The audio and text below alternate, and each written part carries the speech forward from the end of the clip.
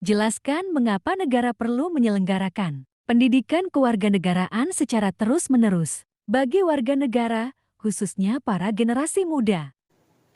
Pendidikan kewarganegaraan adalah salah satu sistem pendidikan yang berfungsi untuk menjadikan warga negara yang berkarakter di segala bidang, di segala usia, termasuk generasi muda. Hubungan antara pendidikan warga negara dengan pengembangan karakter memiliki dimensi-dimensi yang tidak dapat dipisahkan dari aspek berupa pembentukan karakter dan moralitas warga negara yang berasal dari dalam diri mereka sendiri.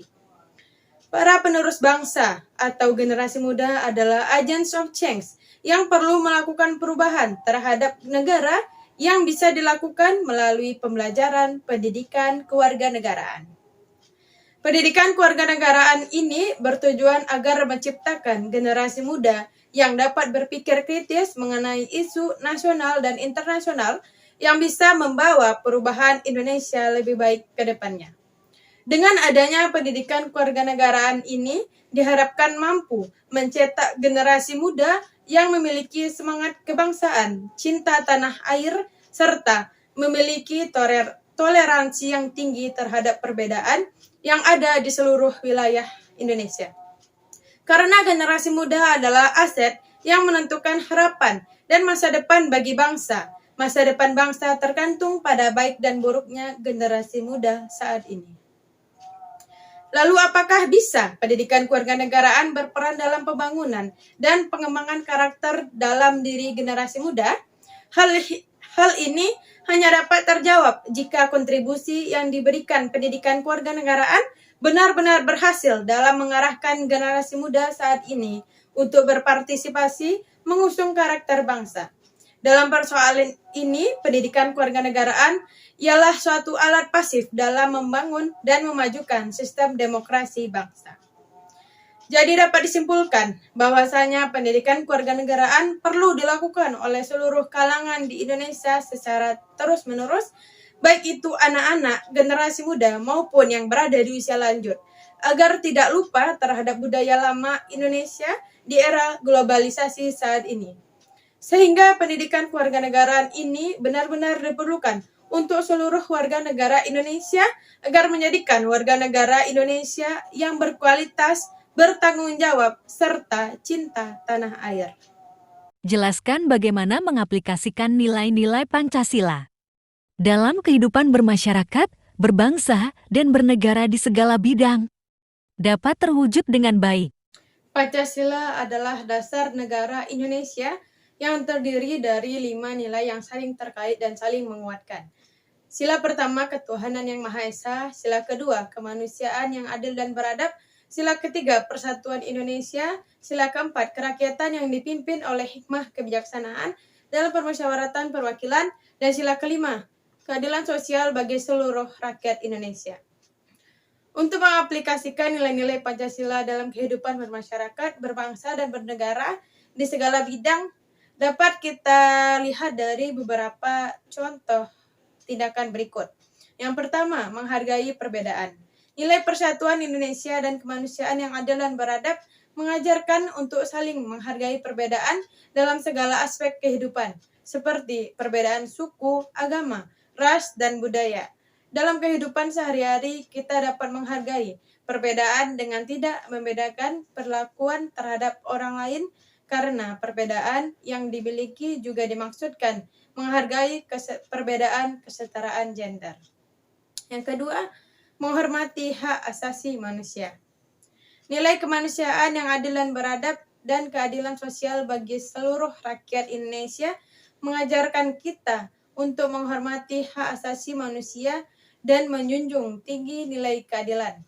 Dalam kehidupan bermasyarakat, kita dapat menghormati hak asasi manusia dengan tidak melakukan diskriminasi, kekerasan, dan tindakan yang merugikan dari hak asasi manusia itu sendiri. Yang ketiga, memperjuangkan kepentingan bersama. Nilai kerakyatan yang dipimpin oleh hikmat kebijaksanaan dalam permusyawaratan perwakilan mengajarkan kita bahwa kepentingan bersama harus diperjuangkan dan didiskusikan secara musyawarah untuk mencapai kata mufakat. Dalam kehidupan berbangsa dan bernegara, kita dapat memperjuangkan kepentingan bersama dengan cara menjalin dialog dan kerjasama untuk mencapai tujuan bersama pula. Yang keempat, menghormati setiap perbedaan agama. Nilai ketuhanan yang Maha Esa mengajarkan kita untuk menghormati perbedaan keyakinan yang beragam antar masyarakat Indonesia, membina kerukunan hidup antar masyarakat yang memiliki perbedaan agama dan keyakinan, tidak memaksakan suatu keyakinan atau agama kepada orang lain, dan menumbuhkan sikap saling toleransi antar umat beragama. Yang terakhir, mengutamakan kepentingan nasional. Nilai persatuan Indonesia dan keadilan sosial bagi seluruh rakyat Indonesia mengajarkan kita untuk saling mengutamakan kepentingan nasional di atas kepentingan individu atau kelompok. Dalam kehidupan berbangsa dan bernegara, kita dapat mengutamakan kepentingan nasional dengan cara memilih pemimpin yang benar-benar mengutamakan kepentingan nasional dan mampu mengambil keputusan yang tepat untuk kemajuan bangsa dan negara, bukan pemimpin yang hanya menginginkan kekayaan dan jabatan.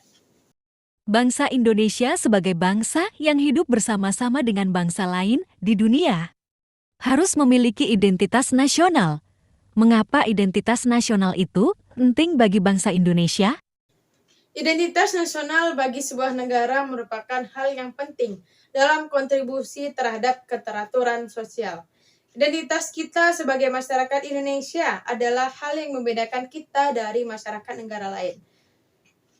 Tetapi identitas tersebut juga dapat menyatukan kita sebagai sebuah masyarakat dan menciptakan keteraturan sosial di dalamnya. Identitas nasional sendiri merupakan sebuah konstruksi yang kompleks.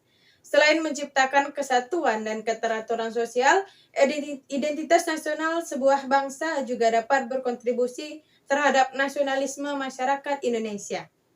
Nasionalisme yang produktif tidak bisa dibangun tanpa adanya pengetahuan yang cukup mengenai identitas nasional Indonesia dari setiap warga. Semua hal ini menunjukkan bahwa pemahaman mengenai identitas nasional bangsa Indonesia merupakan hal yang penting dan dapat berkontribusi besar dalam pembentukan negara Indonesia.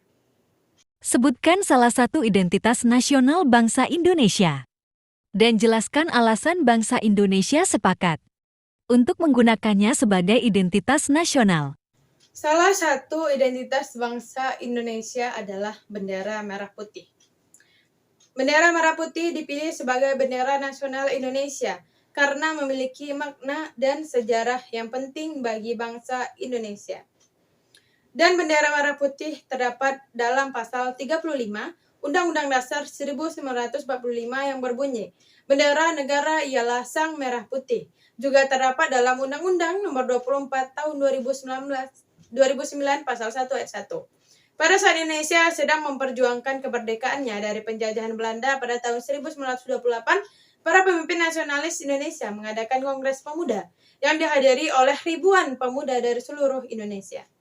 Pada acara tersebut, diputuskan untuk memilih bendera nasional Indonesia yang akan menjadi lambang kemerdekaan. Banyak desain bendera yang diajukan, namun akhirnya dipilihlah desain yang diusulkan oleh Ki Hajar Dewantara, yaitu bendera merah putih. Bendera ini terdiri dari dua warna, merah dan putih, yang melambangkan keberanian dan kesucian. Dengan demikian, bendera merah putih dipilih sebagai bendera nasional Indonesia karena memiliki makna historis dan makna simbolis yang penting bagi bangsa Indonesia dan menjadi simbol persatuan dan kesatuan bangsa Indonesia. Sebutkan bentuk-bentuk hubungan antara negara dan warga negara, serta kemukakan pula hak dan kewajiban warga negara menurut IUD tahun 1945. Kita sangat sering mendengar kata warga desa, warga kota, warga masyarakat, warga bangsa, dan warga dunia. Lalu apa sih warga negara ini? Warga negara ini berasal dari dua kata, yaitu warga dan negara. Warga mengandung arti peserta atau anggota dari suatu organisasi berkumpulan. Jadi secara sederhana, warga negara dapat diartikan sebagai anggota dari suatu negara. Warga negara sebagai pendukung negara memiliki arti penting bagi negara. Sebagai anggota dari negara, maka warga negara memiliki hubungan atau kaitan dengan negara. Hubungan warga negara dengan negara terwujud dalam partisipasi, identitas, dan bentuk-bentuk hak dan kewajiban antara keduanya. Maksudnya adalah warga negara memiliki hak dan kewajiban terhadap negara dan begitu juga sebaliknya. Kemudian, hak dan kewajiban warga negara sebagai berikut. 1. Hak warga negara. Hak warga negara yaitu hak atas kemerdekaan berpendapat dan mengeluarkan pendapat, hak atas kebebasan beragama dan berkeyakinan, hak atas kebebasan berserikat, berkumpul dan mengeluarkan pendapat, hak atas pendidikan dan pengajaran, hak atas kesempatan yang sama dalam dunia usaha dan kerja, hak atas milik pribadi, hak atas perlindungan hukum. Kemudian kewajiban warga negara.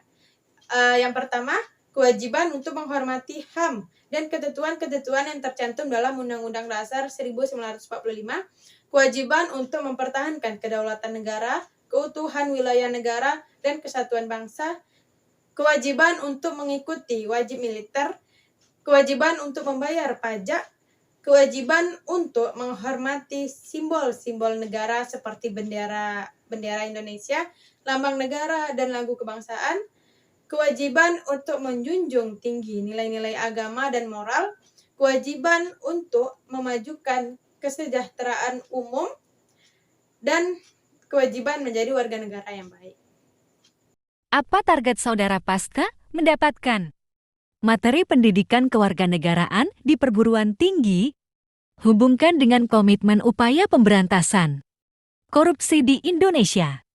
Secara keseluruhan, tujuan dari pendidikan kewarganegaraan di perguruan tinggi adalah untuk membentuk karakter dan kepribadian seseorang yang berkarakter, bermoral, dan bertanggung jawab sebagai warga negara yang baik dan berkomitmen untuk memajukan bangsa dan negara ke depannya.